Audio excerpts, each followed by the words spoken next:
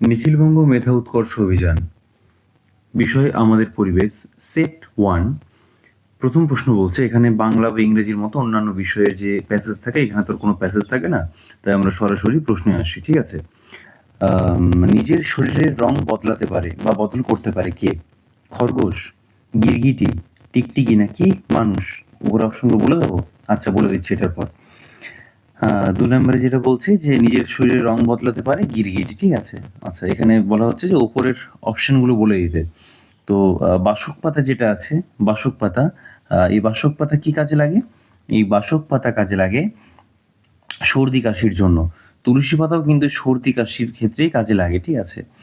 এই দুটি কাজে লাগে। আম পাতা সেরকম কিছু কাজে লাগে না, ওই পুজোর ক্ষেত্রে কাজে লাগে। ওটা এমনি শারীরিক কোনো কাজ আছে বলে আমার এই মুহূর্তে জানা নেই। যাই হোক, 3 নম্বরের প্রশ্ন কি বলছে?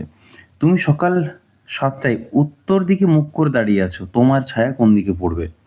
তুমি যেদিকেই মুখ করে দাঁড়িয়ে থাকো, তুমি যেদিকেই মুখ করে দাঁড়িয়ে থাকো, ছায়া পড়বে সবসময় কোথায়? ছায়া পড়বে সবসময়, এটা যদি সূর্য হয়, সাপোজ এটা সূর্য, ঠিক আছে? তো সূর্য থেকে যদি ছায়া, রোদ আসে, সূর্য থেকে রোদ আসছে, এবার সূর্য থেকে যদি রোদ আসছে, তুমি দাঁড়িয়ে আছো এখানে, এখানে তুমি দাঁড়িয়ে আছো, ঠিক আছে? এটা সাপোজ এটা তুমি, তো তোমার ছায়া পড়বে সব সময় তোমার কোন দিকে? তোমার ছায়া পড়বে সব সময় তোমার সূর্যের যে আছে, সূর্যের উল্টো দিকে, অর্থাৎ এইখানে তোমার ছায়াটি পড়ছে, তোমার ছায়া পড়ছে এখানে। এবার কি বলছে? তুমি উত্তর দিকে মুখ করে দাঁড়িয়ে আছো, এটা বুঝতে পেরেছো তো যে তোমার অপোজিটে ছায়া পড়ছে, মানে সূর্যের অপোজিটে ছায়া পড়ছে। এবার তুমি দাঁড়িয়ে আছো কোথায়? তুমি দাঁড়িয়ে আছো উত্তর দিকে মুখ করে। তাহলে এবার আমরা যে ডিরেকশন হয় সেটা করে নিই। এটা হচ্ছে নর্থ মানে উত্তর, এটা হচ্ছে সাউথ মানে দক্ষিণ, এটা হচ্ছে ইস্ট মানে পূর্ব, এটা হচ্ছে ওয়েস্ট মানে পশ্চিম। তুমি কোন দিকে মুখ করে আছো? তুমি এই দিকে মুখ করে দাঁড়িয়ে আছো, তুমি উত্তর দিকে, এর নর্থ, ঠিক আছে?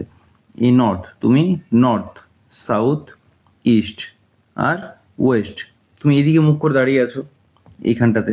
তো এদিকে যদি মুখ করে দাঁড়াও, তাহলে এই ইস্ট, এদিক থেকে সূর্য আছে এখন এখানে, তাহলে সূর্যের ছায়া কোন দিকে পড়ছে? এদিকে পড়ছে। তাহলে অ্যান্সার কি হচ্ছে তোমার? ডান দিকে না বাম দিকে? এটা হচ্ছে তোমার বাম দিকে ছায়া পড়ছে। তাহলে অ্যান্সার হচ্ছে তোমার বাম দিকে।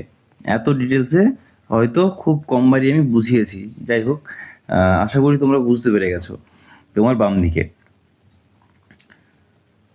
পেঁয়াজ আসলে কি? পেঁয়াজ হচ্ছে পাতা, ফল, কাণ্ড নাকি মূল? পেঁয়াজকে কি কাণ্ড বলা হয় বলো তো? যাই হোক, অ্যান্সার তো হচ্ছে কাণ্ড। কি কাণ্ড বলা হয় সেটা তোমরা কমেন্ট করে জানাবে, ঠিক আছে? কোনটি বেমানান শব্দ? বই, মানচিত্র, আলনা নাকি চক ডাস্টার? বই, বই কোথায় থাকে? ক্লাসরুমে থাকে। মানচিত্র কোথায় থাকে? সেটিও ক্লাসরুমে থাকে। আলনা কোথায় থাকে? এটি বাড়িতে থাকে। চক ডাস্টার, চক ডাস্টারও ক্লাসরুমে থাকে। তাহলে অ্যান্সার কি হচ্ছে? আলনা। ছায়া সব থেকে ছোট হয় কখন? সকাল 6টায়, বেলা 12টায়, বৈকাল 4টায়, সন্ধ্যা 7টায়। তাহলে ছায়া সব থেকে ছোট হয় কখন? বেলা 12টার সময়, কারণ সেই সময় সূর্য থাকে তোমার একদম মাথার উপরে। অমাবস্যার পরের সন্ধ্যাকে কি বলে? অমাবস্যা কখন হয়? অমাবস্যা শুক্লপক্ষের প্রথমা, পূর্ণিমা, কৃষ্ণপক্ষ নাকি কৃষ্ণপক্ষের প্রথমা? অ্যান্সার কি হচ্ছে? এটার অ্যান্সার হচ্ছে শুক্লপক্ষের প্রথমা, ঠিক আছে? শুক্লপক্ষের প্রথমা।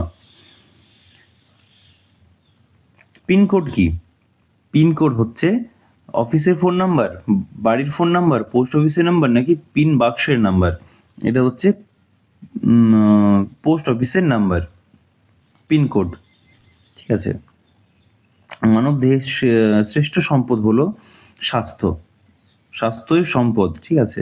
এটি হচ্ছে মানব দেহের শ্রেষ্ঠ সম্পদ, সেটি হচ্ছে স্বাস্থ্য। একটি ভেষজ উদ্ভিদ হলো, একটি ভেষজ উদ্ভিদ হলো, ভেষজ উদ্ভিদ কি? কালমেঘ, জবা, বাঁশ নাকি আম? অ্যান্সার হচ্ছে কালমেঘ। মেঘ থেকে মাটিতে বিদ্যুৎ গেলে তাকে কি বলে? বৃষ্টি, ঝড়, বাজ নাকি উল্কা? এটা হচ্ছে বাজ পড়া বলে।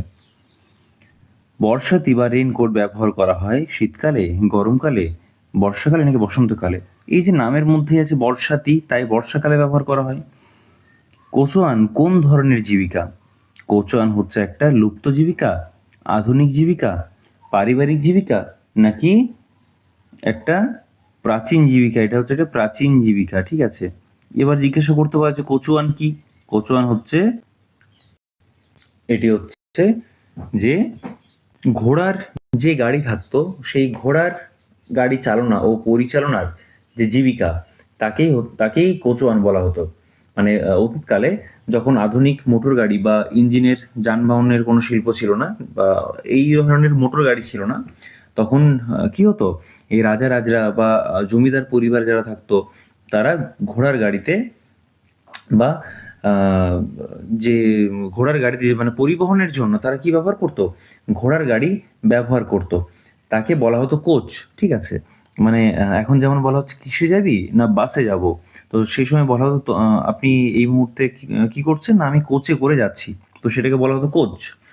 আর এই কোচ যে চালনা করতো, ঠিক আছে, তা হিসেব মতো ঘোড়াকে কোচওয়ান বলা উচিত, কিন্তু না, ওই পুরো বিষয়টাকে যে পরিচালনা করতো, যে চালাতো, ঠিক আছে, যে মেনটেন করতো, তাকেই কোচওয়ান বলা হয়, ঠিক আছে। চলো, মোটামুটি বুঝে গেছো তোমরা। লিচু পাওয়া যায় কোন কালে?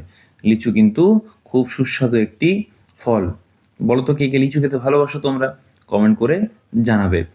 তো যাই হোক, অ্যান্সার কি হচ্ছে? লিচু পাওয়া যায় গ্রীষ্মকালে। লিচু পাওয়া যায় গ্রীষ্মকালে। এর মধ্যে কোনটি করলে শরীর ভালো থাকে? ব্যায়াম করা, সাঁতার কাটা, নিয়মিত খাবার খাওয়া, উপরের সব কটি? অ্যান্সার কি হচ্ছে? উপরের সব কটি হচ্ছে আমাদের অ্যান্সার, ঠিক আছে। আচ্ছা, তারপরের প্রশ্ন কি বলছে দেখি।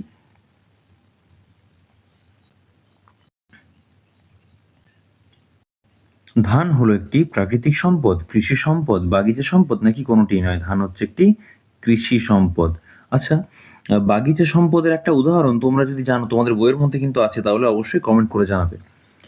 কোন আনাজ পাকলে ফল হয়? কুমড়ো, পেঁপে, আলু না বেগুন? অ্যান্সার হচ্ছে পেঁপে।